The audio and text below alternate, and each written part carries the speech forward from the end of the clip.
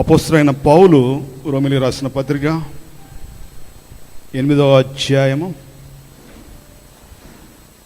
Book of Romans chapter 8 versus 31 to 34, 31 నుంచి 34 వరకు.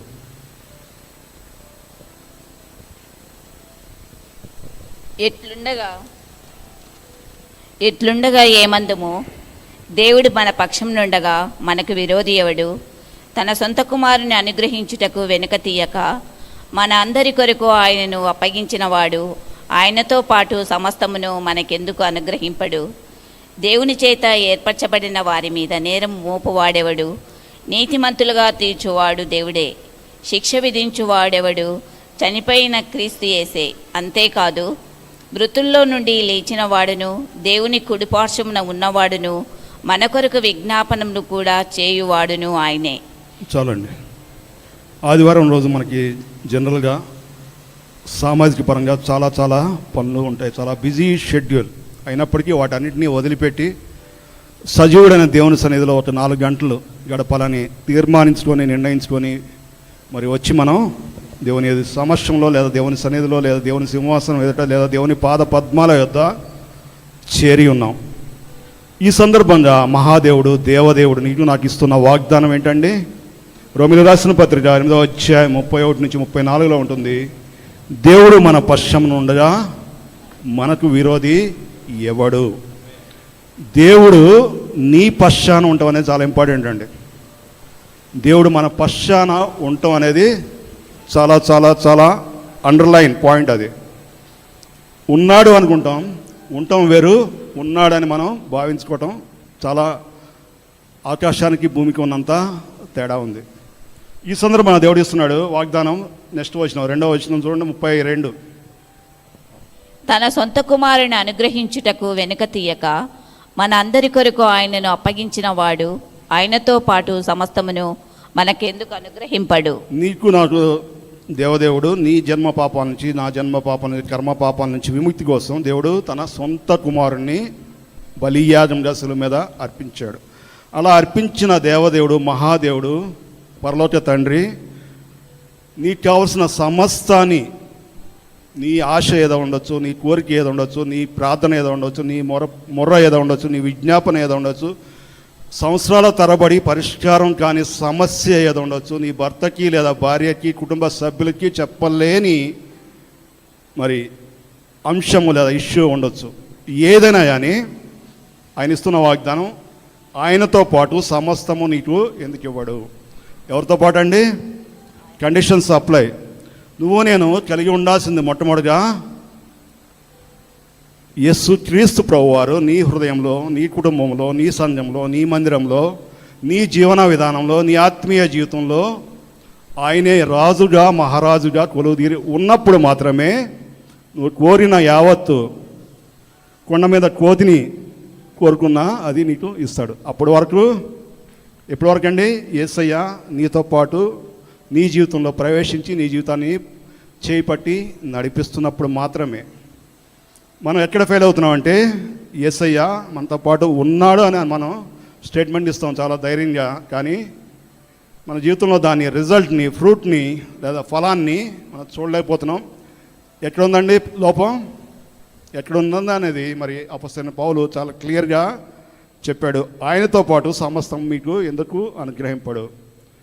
నువ్వు కోరిన సమస్తం నీకు రావాలంటే ఎప్పుడండి? యేసయ్య నీతో పాటు ఉన్నప్పుడు మాత్రమే సాధ్యము. తర్వాత వచ్చిన వెళ్దాం. దేవుని చేత ఏర్పరచబడిన వారి మీద నేరం మోపువాడెవడు? నీతిమంతులుగా తీర్చువాడు దేవుడే. చదవండి. శిక్ష విధించువాడెవడు? చనిపోయిన క్రీస్తు యేసే. అంతేకాదు, మృతుల్లో నుండి లేచిన వాడును, దేవుని కుడిపార్శ్వమున ఉన్నవాడును, మన కొరకు విజ్ఞాపనమును కూడా చేయువాడును ఆయనే.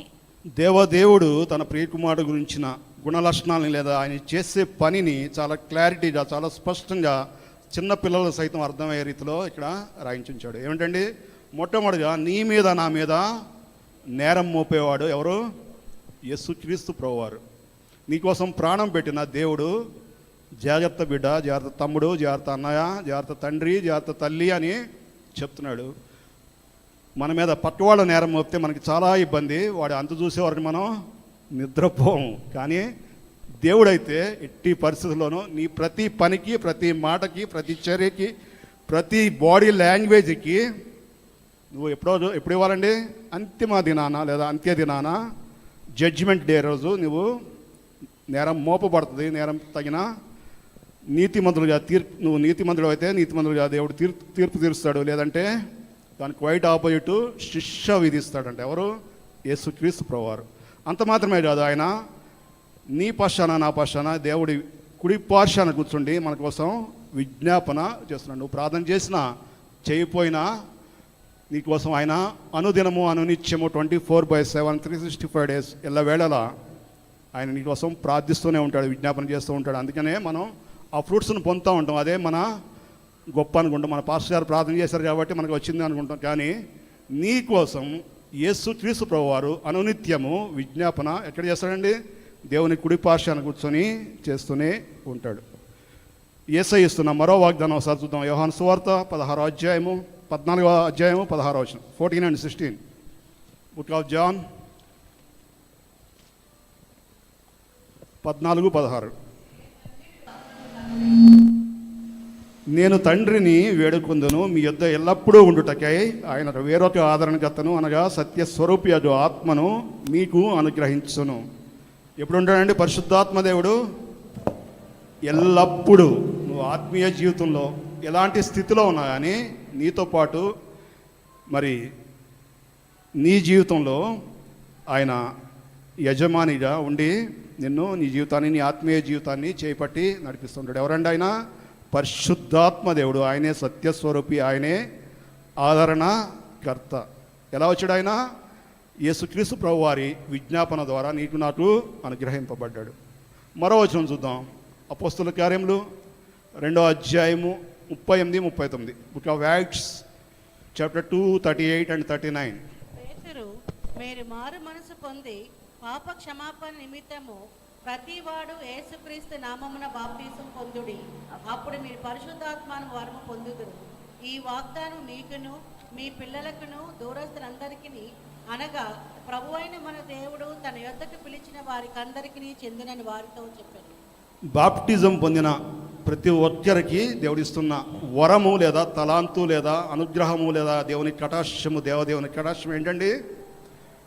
మీరు మారు మనసు పొంది పాప క్షమాపణ నిమిత్తము ప్రతివాడు యేసుక్రీస్తు నామమున బాప్టిజము పొందుడి. చాలామంది యూత్ ఉన్నారు, నెలల తరబడి, సంవత్సరాల తరబడి బాప్టిజం కోసం సిద్ధపడుతున్నామని చెప్తారు. కానీ ఆ సిద్ధపాటు ఎప్పుడో మరి అది కార్యరూపం దాల్చని స్థితి లేదా ఇంప్లిమెంట్ కాని పరిస్థితి మనం చూస్తున్నాం. మరి మీతోనే దేవుడు మాట్లాడుతున్నాడు. పరిశుద్ధ దేవుడు యేసుక్రీస్తు నామమున బాప్టిజం పొందితేనే పరిశుద్ధాత్మ అనే వరాన్ని మీరు పొందుకుంటారు. వినిపిస్తుందండి అందరికీ? ముఖ్యంగా బాప్టిజం కోసం నెలల తరబడి వాయిదాల మీద వాయిదాలు వేస్తున్న యవ్వన జనానికి, వారి తల్లిదండ్రులకి దేవుడు సూటిగా మాట్లాడుతున్నమాట. నువ్వు ఎప్పుడైతే బాప్టిజం పొందుతావో అప్పుడే పరిశుద్ధాత్మ అనే వరాన్ని నేను పొందుకుంటావు. ఈ వాగ్దానము మీకును మీ పిల్లలకును దూరస్తులకు అందరికీ అనగా ప్రభు అయిన మన దేవుడు తన యొద్దకు పిలిచిన వారికి అందరికీ చెందునని వారితో చెప్పాను. దేవుడిస్తున్న వాగ్దానం ఎవరు చెందుతుందండి? మీకు చెందుతుంది, మీ పిల్లలు చెందుతుంది, దూరంగా మరి రక్షణ కార్యానికి దూరంగా ఉన్న వాళ్ళకి చెందుతుంది. దేవుడు తన యొద్దకు పిలిచిన వారందరికీ, ఎవరైతే రక్షణ ప్రణాళికలో ఉన్నారో ఆయన ఏర్పాటు చేస్తున్నాడో, ఆయన నియమించాడో, ఆయన మరి సృష్టి జగత్తు ఏర్పడక ముందే లేదా నేను పిండంగా రూపించబడక ముందే ఎవరినైతే ఆయన అపాయింట్ చేస్తున్నాడో, ఏర్పాటు చేస్తున్నాడో, నియమించాడో వాళ్ళందరికీ ఇది చెందుతుంది. నేను చేయాల్సిన పని మొట్టమొదటిగా కెరీర్ పరంగా లేదా సామాజిక పరంగా మనం ఆకాశమే హద్దుగా మనం ముందుకు వెళ్తున్నమాట వాస్తవం. వెళ్ళొద్దని ఎవరు అనరండి, ఎవరు ఏ ఒక్కరు ఆ మాట అనరు. కానీ దానికన్నా ముందు నేను చేయాల్సిన పని భూమి మీద ఏంటండి? యేసుక్రీస్తు ప్రభు వారిని నమ్ముకోవాలి, మారు మనసు పొందాలి. రెండవది పాప క్షమాపణ పొందాలి. పాప క్షమాపణ అంటే గత జీవితాన్ని, పాత జీవితాన్ని, రోత జీవితాన్ని, చీకటి జీవితాన్ని, రహస్య జీవితాన్ని, తల్లిదండ్రులకు కూడా తెలియని జీవితాన్ని, భార్య లేదా భర్తకు కూడా తెలియని జీవితాన్ని విడిచిపెట్టి ఆ క్షణం నుంచి ఆ తర్వాత మాత్రమే బ్యాప్టిజం పొందాలి. అదే ఇదే అంటే పరిశుద్ధాత్మ అనే వరాన్ని నువ్వు నేను పొందుకునే అవకాశం ఉండదు. కొరింథీ రాసిన మొదటి పత్రిక 3వ అధ్యాయం 16వ వచనం ఒకసారి చూద్దాం. 3:16 ఫస్ట్ కొరింథియన్స్. మీరు దేవుని ఆలయమై ఉన్నారనియు దేవుని ఆత్మ మీలో నివసించుచున్నాడనియు మీరెరుగరా? నువ్వు నేను ఎవరు అండి దేవుని దృష్టిలో?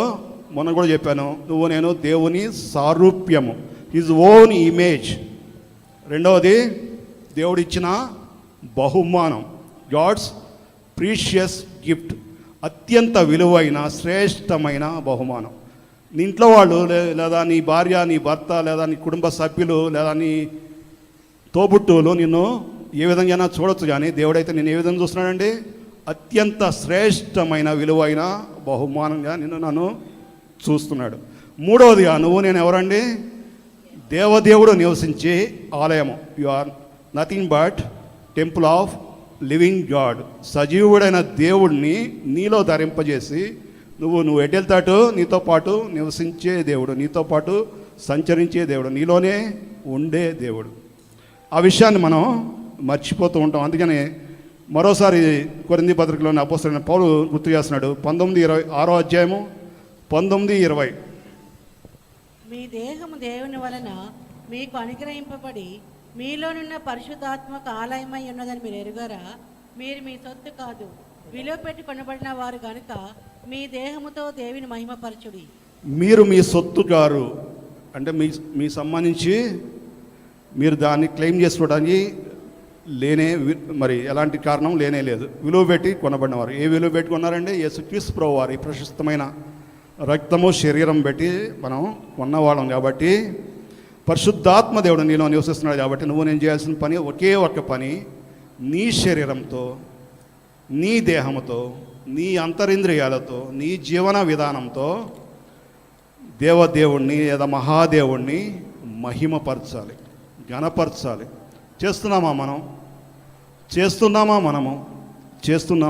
ఎవరికి వాళ్ళే పరీక్షించుకోవాల్సిన పని ఉంది. లేని పక్షంలో మన భక్తి కేవలము నిస్సారము, సారము లేని భక్తి. పరిశీలించుకోకుండా నీ శరీరంతో, నీ దేహంతో నువ్వు ఏది చేయి, ఏం మాట్లాడు, ఎక్కడికైనా వెళ్ళు, నీ ఇష్టం.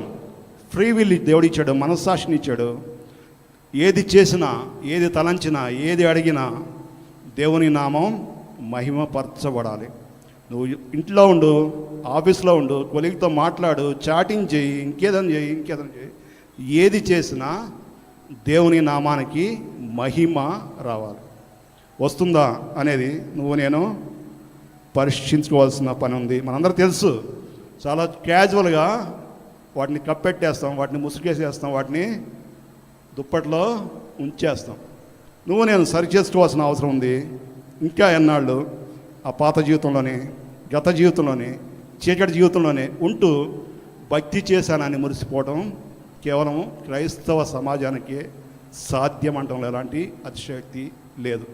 మనకన్నా బయట రక్షణ ప్రణాళిక దూరంగా ఉన్నవాళ్ళు, వాళ్ళు నమ్ముకున్న దేవుణ్ణి చిత్తశుద్ధితో మనసా వాచ కర్మణ త్రికరణ శుద్ధిగా వాళ్ళు వెంబడిస్తున్నారు, వాళ్ళు నమ్ముకున్న సిద్ధాంతాన్ని అనుసరిస్తున్నారు. కానీ నీకు నాకు దేవుడు నువ్వు అడగకుండానే వరం ఇచ్చాడు, నువ్వు కోరుకుండానే పరలోక రాజ్యంలో స్థానాన్ని ఇచ్చాడు. కానీ మహాదేవుణ్ణి, దేవదేవుణ్ణి పరలోకానికి చేర్చే ఏకైక మార్గాన్ని మనం నిర్లక్ష్యం చేస్తున్నాం, అలక్ష్యం చేస్తున్నాం, పట్టించుకోవటం లేదు. ఎప్పుడు పట్టించుకుంటామండి? పరిస్థితులు తారుమారైనప్పుడు, ఆర్థిక పరిస్థితి ఒక్కసారే జీరోకి వెళ్ళినప్పుడు, ఆరోగ్యము రేపు బతుకుతానో లేదో అని డాక్టర్లే చెప్పలేమమ్మా, 24 hours జరుగుతాయని చెప్పలేమని చెప్పినప్పుడు మాత్రమే దేవుడు నీ పరలోక తండ్రి గుర్తొస్తాడు. ఎవరండి ఆయన? నిన్ను నన్ను విలువ పెట్టి కొనుక్కున్న దేవుడు. నీలో ఉన్న పరిశుద్ధాత్మ దేవుణ్ణి నువ్వు నేను ఏం చేయాలండి? దుఃఖపరచకుండా. మన తల్లిదండ్రులని దుఃఖపరచడానికి మనం ఏ మాత్రము ఇష్టపడవు. ఏమాత్రం జ్ఞానం ఉన్నవాళ్ళు, ఇంగిత జ్ఞానం ఉన్నవాళ్ళు ఎవరైనా సరే వాళ్ళు ఎలానని ప్రవర్తించని, తల్లి కానీ తండ్రి కానీ కొంతమంది అస్సలు మనుషుల్లాగానే ప్రవర్తించరు, మన పట్ల అమానుషంగా ప్రేమ అనేది లేకుండా ఎక్కడో వేరే వాళ్ళకి పుట్టినట్టు కూడా ప్రవర్తించవచ్చు. కానీ నువ్వు నేను చేయాల్సింది వాళ్ళ పట్ల ప్రేమతో, వాళ్ళ పట్ల గౌరవంతో, వాళ్ళ పట్ల ఆత్మీయతో, వాళ్ళ పట్ల క్షమాభావంతో, వాళ్ళ పట్ల ఓర్పుతో, వాళ్ళ పట్ల సహనంతో నువ్వు నేను ముందుకు వెళ్ళాలి. ఎంతవరకు అండి? 77 మార్లు మట్లు క్షమించాలి. ఒకవేళ క్షమించటంలో విరక్తి చెంది ఇంకా నీ ఆత్మీయ ఆ వ్యక్తికి దూరంగా జరిగి నీ జీవితాన్ని నువ్వు గడపాలి. అంతే తప్ప ఆ వ్యక్తితో సంబంధం లేదు కదా అని అతను అవసరంలో ఉంటే, కష్టంలో ఉంటే సంతోషపడకూడదు, సంబరపడకూడదు, చేయి అందించి పైకి లేవనెత్తాలి. అతని పట్ల ఎలాంటి ద్వేషము నీలో ఉండటానికి వీలేదు. రక్త సంబంధాన్ని దేవదేవుడు నీకు ఇచ్చాడు. ఫలానా కుటుంబంలో, ఫలానా సామాజిక వర్గంలో, ఫలానా మతంలో, ఫలానా కులంలో, ఫలానా ఊరిలో, ఫలానా బ్యాక్గ్రౌండ్లో నువ్వు పుట్టాలని నువ్వు నేను మన చేతితో రాసుకొని పుట్టలేదండి. దేవుడు ఇచ్చాడంటే నువ్వు యాక్సెప్ట్ చేయాలి, అంగీకరించాలి. వాళ్ళు ఎలాంటి వాళ్ళైనా సరే అంగీకరించాలి. ఒకవేళ నీ ఆత్మీయ జీవితానికి ఇబ్బంది పడినప్పుడు వాళ్ళతో వేరుపడి, ప్రత్యేకింపబడి నీ జీవితాన్ని నువ్వు గడపాలి అనేది మనం తెలుసుకోవాల్సిన విషయం ఉంది. నీలో ఉన్న పరిశుద్ధాత్మ దేవుడిని నువ్వు చాలా జాగ్రత్తగా, మన శరీరాన్ని ఎంతో పోషించుకుంటాం, చాలా ఎంతో దాన్ని పై మెరుగులతో ఎంతో మరి అందరికీ అందంగా, ఆకర్షణీయంగా, ఆహా అనేలాగా మనం పోషించుకోవటానికి ఇష్టపడుతున్నాం. ఆత్మీయ జీవితం విషయంలో దానికి రివర్స్లో మనం వెళ్తూ ఉంటాం. ఆత్మీయ పురుషుణ్ణి లేదా ఆత్మగా ఉన్న పరిశుద్ధాత్మ దేవుడిని మనం ఏం చేయాలండి? నువ్వు ఎలా అయితే నీ శరీరాన్ని ఎలా పోషించుకుంటున్నావు అదేవిధంగా పోషించుకుంటూ ఆయనకి దుఃఖం కలగకుండా ముందుకు వెళ్ళాలి. అలా చేయకపోతే ఏమవుతుందంటే మనపై ఉన్న దేవుని అభిషేకము, దేవుని శక్తి అనేది తగ్గిపోతుంది. తర్వాత నీ మీద నా మీద నేరం మోపబడుతుంది, శిక్షకు గురయ్యే అవకాశం ఉంటుంది. కాబట్టి నువ్వు నేను ఆత్మీయ జీవితంలో ఎంతో ముందంజలో ఉన్నాం, ఎంతోమందికి స్ఫూర్తిని అందిస్తున్నాం, ఇన్స్పిరేషన్ అందిస్తున్నాం, బలలో చేతులు వేస్తున్నాం. సంఘం చెప్పిన పని చెప్పినా చెప్పకపోయినా పక్కన పెట్టినా వచ్చి మనం పార్టిసిపేట్ చేస్తున్నాం. నువ్వు నేను చేయాల్సిన 3 పనులు: ఆత్మీయ జీవితాన్ని నీ అంతటి నీవే నీ చేతులతో కట్టుకోవాలి. రెండవది ఆత్మీయ జీవితాన్ని కాపాడుకోవాలి. మూడవది ఆత్మీయ జీవితాన్ని రక్షించుకోవాలి. ఏం చేయాలండి? ఎవరో వచ్చి ఏదో చేయరండి. నీ ఆత్మీయ జీవితాన్ని నువ్వే కట్టుకోవాలి, బిల్డ్ చేసుకోవాలి. రెండవది కాపాడుకోవాలి, ప్రొటెక్ట్ చేసుకోవాలి. మూడవది రక్షించుకోవాలి. ఈ 3 చేస్తున్నావా? చివరిగా ఎఫ్ఎస్సి గ్రంథం, ఎఫ్ఎస్సి పత్రిక 4వ అధ్యాయము 22 నుంచి 32 వరకు ఒకసారి చూద్దాం. Ephesians chapter 4. కావున మునుపటి ప్రవర్తన విషయంలోనైతే మోసకరమైన దురాశ వలన చెడిపోవు మీ ప్రాచీన స్వభావంను వదులుకొని మీ చిత్త వృత్తి యందు నూతన పరచబడిన వారై నీతియు యథార్థమైన భక్తియు గలవారై దేవుని పోలికగా సృష్టింపబడిన నవీన స్వభావంను ధరించుకొనవలెను. ఎఫెస్సి పత్రిక 4వ అధ్యాయము 22 నుంచి 32 10 వచనాలు మనం చదువుకున్నాం. అక్కడ చాలా క్లారిటీగా తెలుగు భాష అర్థం చేసుకోగలిగిన వాళ్ళందరికీ అర్థమయ్యే రీతిలో పరిశుద్ధ దేవుడు చక్కగా మరి పొందుపరిచాడు. నువ్వు నేను చేయాల్సిన పనులు 7 పనులు ఆ 10 వచనాల్లో కనిపిస్తున్నాయి. మొట్టమొదటి ఏంటండి? ప్రాచీన స్వభావం, గత స్వభావం ఉంటుంది నీకు నాకు, దాన్ని విడిచిపెట్టాలి. నీ పాత సైకాలజీ ఏదైతే ఉందో దాన్ని పూర్తిగా 100% విడిచిపెట్టి నూతన స్వభావాన్ని, కొత్త స్వభావాన్ని, నవీన స్వభావాన్ని ధరించుకోవాలి. ఏం చేయాలండి? నువ్వు బలలో చేతులు వేస్తున్నావు అంటే నువ్వు మారు మనసు పొందావు, పాప క్షమాపణ పొందావు, బ్యాప్టిజం పొందావు. కానీ ఎక్కడ వేసిన గొంగళి అక్కడే ఉందంటే నువ్వు నేను చేయాల్సిన పనులు ఈ 10 వచనాల్లో దేవుడు పొందుపరిచాడు. నువ్వు నేను చేయాల్సింది పాత స్వభావాన్ని, గత స్వభావాన్ని, రోత స్వభావాన్ని, చీకటి స్వభావాన్ని, సాతాను సంబంధమైన స్వభావాన్ని, లోక సంబంధమైన స్వభావాన్ని కొద్దిగా ఉంచుకుంటానంటే కుదరదండి. చాలామంది చేసేది అదే 100% నేను ఎవరి వైపు వేలు చూపెట్టలేదండి. మనం పరీక్షించుకోవడం కోసమే బల్ల కార్యక్రమాన్ని సంఘం ఏర్పాటు చేసింది. పరీక్షించుకోకుండా తీసుకుంటే అదేదో కేవలము ఒక రొటీన్ ప్రాసెస్. చాలామంది పెళ్ళిళ్ళు అప్పుడు తీసుకుంటారు, అదే విధంగా నువ్వు నేను తీసుకుంటాం. బైబిల్ చెప్తుంది ఒకవేళ తీసుకుంటే నీ అంతట నువ్వే నీ శరీరానికి చెరుపు చేస్తున్నావు, హాని చేస్తున్నావు, కీడు చేస్తున్నావు. రెండవది, మొట్టమొదటిగా పాత స్వభావాన్ని విడిచిపెట్టి కొత్త స్వభావాన్ని ధరించుకోవాలి. రెండవది, నీ భక్తి యథార్థంగా ఉండాలి. మనిషి ఉన్నా లేకపోయినా, ఎవరున్నా లేకపోయినా నీ భక్తి యథార్థంగా ఉండాలి, నీతి కలిగి ఉండాలి. మూడవది, నీ నోటి వెంట అనుకూల వచనం లేదా పాజిటివ్ నోట్.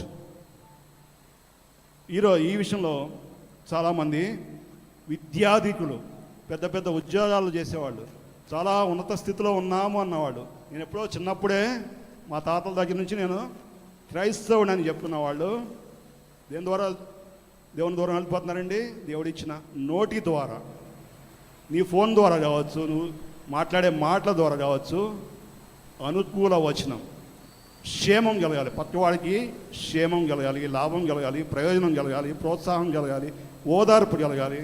అంతే తప్ప దానికి రివర్స్గా జరగటానికి వీల్లేదు. కోపం అనేది పక్కవాడి పట్ల ఉండొచ్చు, ఎందుకంటే నీలో నాలో భావోద్వేగాలు, ఎమోషన్స్ ఉంటాయి. ఆ కోపం ఎప్పటివరకు అండి? సూర్య అస్తమయం అయ్యేటప్పటికి నీ కోపం దాంతోపాటు వెళ్ళిపోవాలి. సాతానికి చోటు ఇవ్వరాదు నీ జీవితంలో, నీ ఆత్మీయ జీవితంలో, నీ సామాజిక జీవితంలో, నీ కుటుంబ జీవితంలో, నీ వ్యక్తిగత జీవితంలో, నీ రహస్య జీవితంలో, మరి ఎక్కడైనా కానీ సాతానికి చోటు ఇవ్వకూడదు. ఆరవది, దుష్టత్వాన్ని విడిచిపెట్టాలి. దుష్టత్వం అంటే తెలుసు, మనలో చాలా మరి షుగర్ కోటెడ్ పిల్స్ లాగా చాలా దుష్టత్వం అనేది కనపడకుండా మనం అవే పరిస్థితుల ముందుకు వెళ్తూ ఉంటాం. దాన్ని ఏం చేయాలండి? సకలమైన దుష్టత్వాన్ని విడిచిపెట్టాలి. ఏడవదిగా, క్షమాగుణం అనేది నీ జీవన విధానం కావాలి. ఈ 7 అంశాలు మరోసారి రిపీట్ చేస్తున్నాను.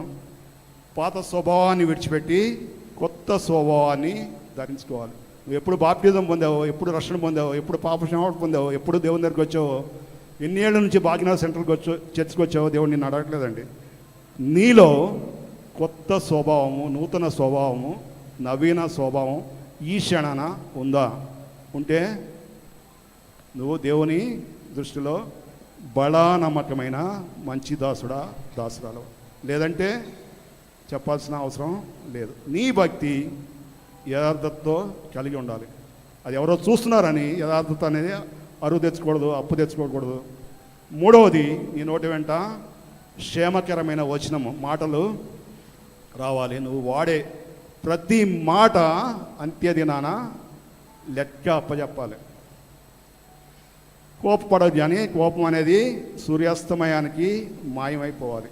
సాతానుడికి లేదా దుష్టుడికి ఎట్టి పరిస్థితుల్లోనూ నీ జీవితంలో చోటు ఇవ్వకూడదు. నీలో ఇంకా ఏ మూలనో దుష్టత్వం ఉంటే దానికి సంబంధించిన అవలక్షణాలు లేదా లక్షణాలు, గుణాలు నీకు కనిపిస్తే అవి నీకు తెలుస్తుంది. మనస్సాక్షిని అడితే దేవుడు అందుకే నాకు మనస్సాక్షిని ఇచ్చాడు. అది ఎప్పటికప్పుడు నీకు చెప్తూనే ఉంటుంది, నువ్వు చేసేది రైటా రాంగా, నువ్వు మాట్లాడే మాట, నువ్వు చూసే చూపు, నీ ఆలోచించే తలంపు, నీ క్రియ, నీ జీవన విధానం, ఈచ్ అండ్ ఎవ్రీడే మైన్యూట్ ఇష్యూస్లో కూడా నీకు ఎప్పటికప్పుడే ఇన్స్టెంట్గా మరి రిజల్ట్ చెప్తూనే ఉంటుంది. దాన్ని నీ మనస్సాక్షిని అనుసరించి మనస్సాక్షి వాతవేయబడితే చెప్పదు. ఎప్పటి వరకు అండి? దేవుడు శిక్షించే వరకు చెప్పదు. కాబట్టి మనస్సాక్షిని మరి సున్నితంగా ఉంచుకోవాలి. పరిశుద్ధాత్మ దేవుడిలో ఉన్నాడనే విషయాన్ని గ్రహించి ఆయన దుఃఖపరచకుండా చూడాలి. ఏడవదిగా, నీ జీవన విధానంలో క్షమాగుణం అనేది ఉండాలి. ఎప్పుడు ఉంటుందండి క్షమ? ప్రేమ ఉన్నప్పుడు ఉంటుంది, గౌరవం ఉన్నప్పుడు ఉంటుంది, ఆత్మీయత ఉన్నప్పుడు ఉంటుంది. ఫలానా కుటుంబంలో ఫలానా పరిస్థితుల మధ్య నిన్ను ఎందుకు ఉంచాడు, దేవుని ప్రణాళిక ఏంటి అనేది నువ్వు తెలుసుకుంటే ఉంటుంది. ఫలానా సంఘానికి దేవుడు నిన్ను ఎందుకు పంపించాడంటే అది నీకు తెలుసుంటే ఉంటుంది, లేనట్లయితే రివర్స్లో ఉంటుంది.